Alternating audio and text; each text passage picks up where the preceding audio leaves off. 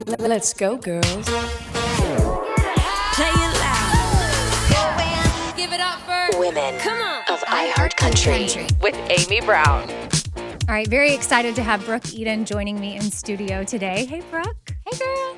I love your blue leather pants and your fringe denim jacket to Thank you. paint a picture for radio so people can feel what you look like up there with your beautiful blonde hair. And, you know, you started singing at what age? I know you were very young. Yeah, 5. 5. I was singing in the honky tonks with my dad's band at 5 years old, which sounds illegal, but I'm from Florida. Yeah. So we have no rules. Everything goes. Anything goes. I'm trying to remember my earliest memory, and I was probably about 5 or 6. Yeah. I feel like kindergarten, like that age range is like when your brain starts developing enough to like actually like hold memories from those times. Mm-hmm. What did you learn from honky-tonking with your dad as a child? Yeah. Well, I think for me, what I learned, like even really young, I remember singing Any Man of Mine by Shania Twain. Nice. And like everyone kind of being in like a party mode and like getting on the dance floor and like being fun and excited.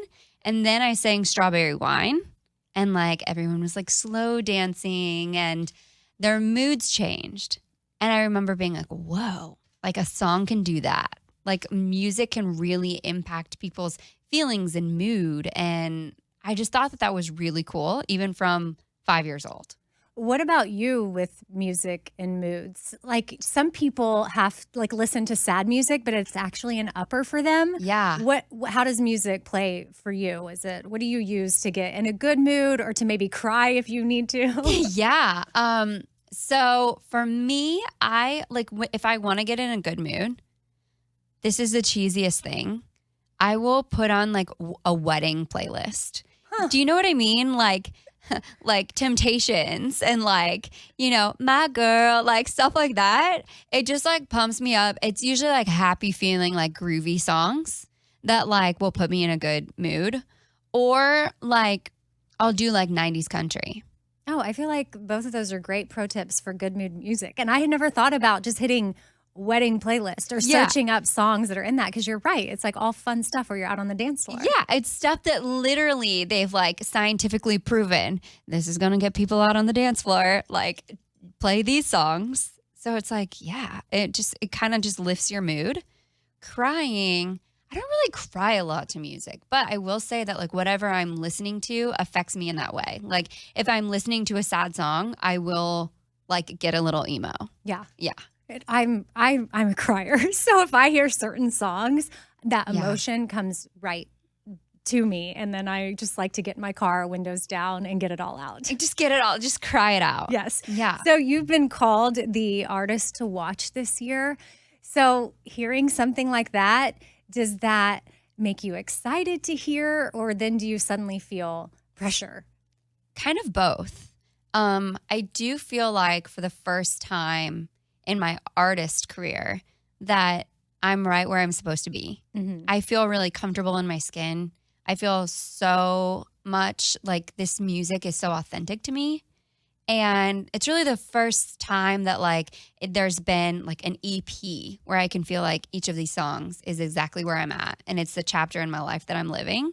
So I think that I mean, there's always pressure, but that kind of takes the pressure off and just makes me excited. Yeah, I want to talk more about the EP coming up in a little bit, but you recently performed on the Today Show, which is very exciting. Like I would want to do all those. I mean, if I was an artist, of course, I can't sing, but I would want Today Show, Good Morning America, because we grew up watching that stuff. Exactly. It's like so fun. So do you have another bucket list performance that you haven't knocked out yet that you'd love to do? Yeah, there's so many. I mean, first of all, I don't know if you watched the whole performance of the Today Show, but I literally like was so starstruck by Al Roker.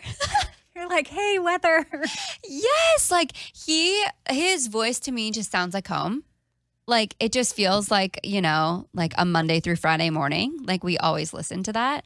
So just like him being right next to me, like in the Today Show studio was like a very like a nostalgic, like I was getting weepy, Amy. I was like, oh no, I'm going to start to cry. And then I have to sing a song and like, I can't do that. So I just like told him how starstruck I was. Yeah, just own it. Yeah, own it. But I would say like, I mean, of course, like GMA and like whatever, but I would say like the biggest like show that I would be just crazy to like, if I found out, oh my God, I can't believe this, would be like Jimmy Fallon. Like, I just think he's the coolest. He's so funny. He's like always down to just like write a song like out of nowhere. I think that would be a really fun experience. Well, I could definitely see that happening. And when it comes to artists that you've collabed with, like Garth Brooks, Tim McGraw, Kane Brown, or you've performed with, yeah, are there any artists on a bucket list to either perform alongside them or collab with them? Oh my gosh, yeah. So I would say that like my biggest would be like Chris Stapleton. Yeah. I just feel like he's just got that soul that I love and that like my music also kind of tends to. Or Old Dominion. I'm a big Old Dominion fan. They're the best. Their music, like, or their albums in general, like you can listen to cover and not be disappointed. Every single song. I mean, we put in a pool last year during the pandemic and Old Dominion's always on. So since this is Women of iHeartCountry, is there a female that you'd love to come alongside and work with? Well, I got to play the Opry last year with Trisha Yearwood. Amazing. So that was really cool. Yeah. I would love to do something with Shania Twain. I would love to do something with Mickey Guyton. Mickey and I are like longtime friends since I was 18. We've been friends. Gosh, yeah. We actually met trying out for American Idol together, like way back in the day. And so I would say Mickey Guyton and I like doing a duet would just be so much fun. How far did you make it in American Idol? We both like went to Hollywood and like did the whole thing. I don't actually know like the number. I didn't get onto the show. Who were the judges at the time? It was the OGs. OG cast. Yeah, Randy, Paul, and Simon. And yeah, I mean, we did like the full week of Hollywood and I was like the last cut before the show, which thank God, because I was not like, if there's one thing I learned from being on American Idol at 18 was just that I was not ready for this life at all. Like I had never written a song like by myself or co-written a song at the time. Like I didn't have a clue who I was as an artist. Like I just needed some time, but it was so good. It was like kind of the kick in the ass that I needed to like go, okay, if you really want this, there's 100,000 people who are working 10 times harder than you. So like, if you really want this, you better like get on the ball. Yeah. A few weeks ago, Maren Morris had posted her ticket from her audition in Texas. Yeah. It looks like a stadium, like a football game ticket, yeah. but yeah, it was her American Idol ticket. Her mom had found it. And, people were commenting, it's so crazy that you got cut from American Idol or you didn't make it past first round. And it's like, similarly, a lot of artists have auditioned for certain shows and didn't make it, but it just wasn't their right time. And they were able to evolve and grow into who they were supposed to be. And then now we get them as the artists they are today. Exactly. Yeah. Timing is everything for sure. And also Maren, like she's an incredible vocalist, of course, but like also her songwriting is just so damn good that like, to me, like so much of Maren is that songwriting. And if she's just singing covers, like we wouldn't get all that is Maren, So I love that. I kind of love that she didn't get all the way on American Idol because she's all the way in country music now. Joining me in studio today is Brooke Eden, and I want to talk about your new EP, Choosing You. I love that it's a personal statement. Like it's a statement of love and resilience and self-acceptance. And it started off with the question, what makes you happy? Yeah. So that's exactly what I want to ask you right now is what is making you happy today? Yeah. So for so long, I was a people pleaser. I was so consumed with what are other people going to think? What can I do to make other people happy? And this really was the first chapter in my life where I just thought, what would make me happy? And what most importantly feels the most authentic to me. So for me, what makes me happy is getting to just live my life so truly authentically every single day. It's like so easy. It seems so simple, but that's truly what makes me happy. But I know it's like seems really easy, but so many people hearing that are not trying to please others and not worrying about what other people think. That can be a difficult journey navigating to get out of that way of thinking. Oh my God, I know. And I think that like as a society, we're kind of, it's ingrained in us to like care what your parents think, care what your church thinks, care what your school thinks, care what all these people think. It's ingrained in you because it does like create a good human if the foundation of you is to like, you don't want to disappoint people. But at the end of the day, as you grow older and you grow into adulthood and you're forming who you are as a human, you have to start taking responsibility for your own choices in life. And I think that that's really like, when somebody asked me, what makes you happy? I was like, well, that's the silliest question ever. It doesn't really matter what makes me happy. Like, I have to do all of these other things. And it was like, who says? Like, that's not true. That's a concept that's living in your brain, but that's not actually the truth. And so I think for me, like making my own decisions came like a whole new like level of responsibility. Like I feel like I became like a whole adult and it's just been really cool. Like, I make my own decisions now, so I can't blame anybody else for them. Like it's my own responsibility. And with that responsibility is like an opportunity to create the life that you want to create. And that's on nobody else's schedule, just on yours. So it's been like a whole new chapter of like being a real adult. Yeah. And creating the music you want to make and the message that you want to put out there. And I feel like that message alone right there and what you're sharing and the question of what makes you happy and really tapping into that and not worrying about what everybody else thinks. And then the whole layer of social media and strangers online, like we sometimes get wrapped up in what they think and it really doesn't matter. Oh my gosh. It so doesn't matter. And some like I have realized during this like chapter is that so much of what other people are saying about you is actually not about you at all. It's kind of what they're projecting about themselves. And so I think that if you kind of look at it like that and, you kind of realize like this might not be a personal thing. This might be something that like other people are going through and they're kind of taking it out on me. It kind of switches the whole like it turns the tables a little bit. Love it. Yeah.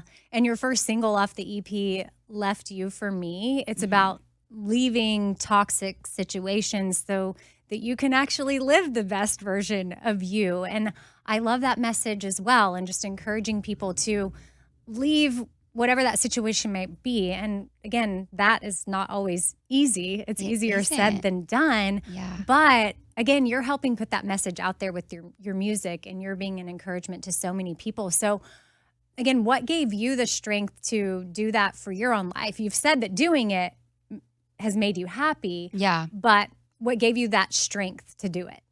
I think I was just at the end of my rope. I think I was like running around like a chicken with my head cut off almost, just like trying to, make everybody happy. And you start to realize like, there's no way to make everybody happy. Everybody has a different idea of like what's good or what's right or whatever. And so I think that for me, it was just like I had no more rope. I had no more rope to hold on to. And I had to start like holding on to myself and trusting myself. And so it wasn't even like, I guess it was a little bit of a choice, but it was also just like burnout. Like, I can't do this anymore. I can't like care what other people think and live on other people's expectations. Like, I have to do what feels authentic to me. And so I would just say like out of necessity. All right, Brooke, you co-wrote all the songs on your EP. And what do you love most about the songwriting process? Oh my gosh. It's just therapy for me. It's so much fun. I think that at this point, I've been in this town for 10 years now, and I've had the opportunity to write with so many incredible songwriters that have become friends. And like now we know each other in a way where I kind of know like what ideas to bring to what co-writers. And so I love the process of writing with my friends and like writing our hearts and kind of finding this like commonality and humanity where we've lived very different lives, but we have very similar foundations and like things that move us. And so I think that like for me, writing songs is therapeutic, but it's also like time with friends and like sharing shared experiences and creating music out of that. Which is also therapeutic. It's all therapeutic. Yes. I'm telling you. I saw an article a few weeks ago where Dolly Parton had said that she has never gone to therapy. I mean, don't quote me on this, but this is just what the article said, that she didn't need therapy because music was her therapy. Totally. And so she didn't see a therapist. I endorse seeing a therapist if you need it, but what an amazing gift that you have as a songwriter to have an outlet like that is so therapeutic, because not everybody has that. Oh my gosh, yeah. I mean, I think that like, you know, I think about athletes and like how physical activity is like also very good for mental health. And I think like, wow, you know, these people get to go out and like shoot hoops all day, you know, but there's a lot of like mental challenges that come along with that too, you know? And I think that for me, like, you know, writing music finally like very authentically and like very, you know, this is like my raw soul.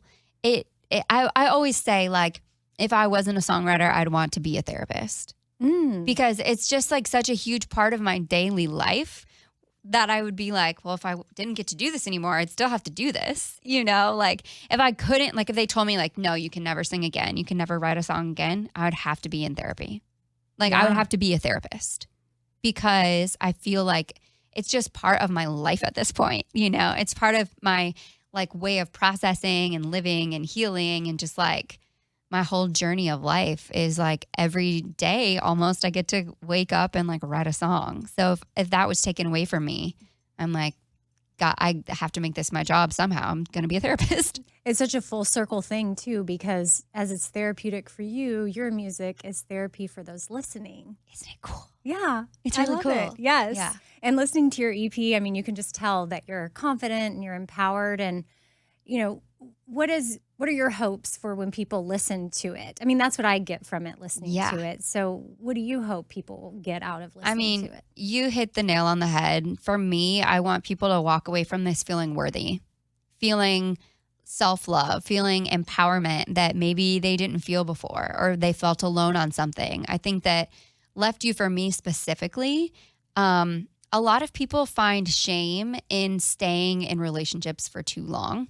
And what I really wanted to do in Left You For Me was celebrate that step, taking that step and leaving whatever toxic situation you're in.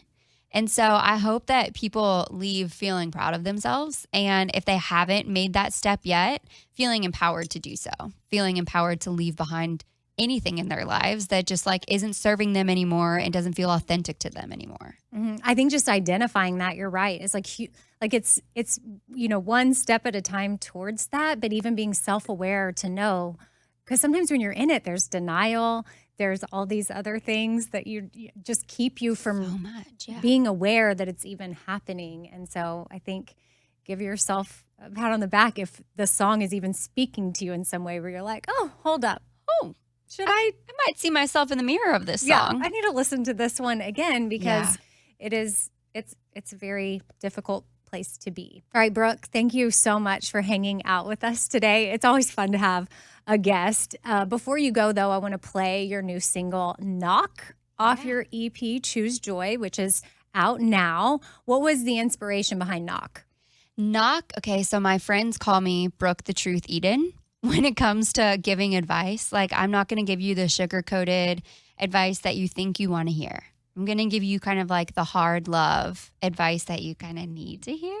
So next time I need to hear like hard love, can I just hit you up? Yeah, girl. I need that. I will be your therapist. I got you. Like that's what friends are for. But yeah, I think that like if you don't see yourself in Left You For Me, like maybe your friend could send you Knock and say like, hey, this Knock is about an outward perspective and watching someone else put their whole heart into a relationship and not getting the same back.